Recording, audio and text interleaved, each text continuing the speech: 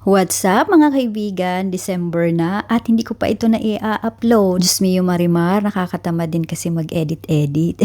At aalis nga ako dyan at pupunta ako sa aking physiotherapy at pangalawang session ko na. Siyempre, nagmaganda ang lola mo.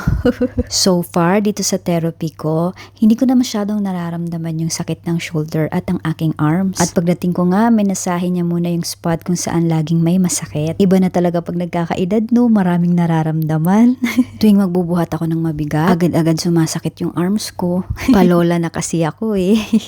Ang sabi ng therapist ko, gawin ko daw to mga 15 times. Tapos sa kabila naman, 15 times ulit. Feeling ko dito, nagiging macho na ako eh. Oh. Sino ba namang hindi maiinganyo? Napakaganda ng view ng aking pinagte-therapyhan. At ito naman yung pinagawa niya sa akin. Para ba akong lalaban sa boxing? At next naman na ginawa, nilagyan na nga ng gel. At dito na siya maglalagay ng current or parang kuryente. Yung pakiramdam dito, parang may naglalakad ng napakaraming langgam.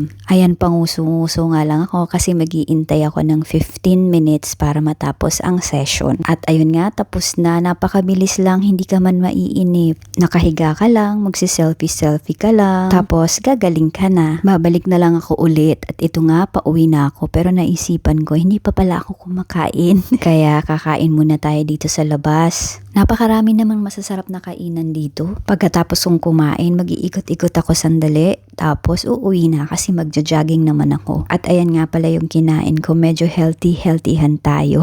O siya, bye-bye muna!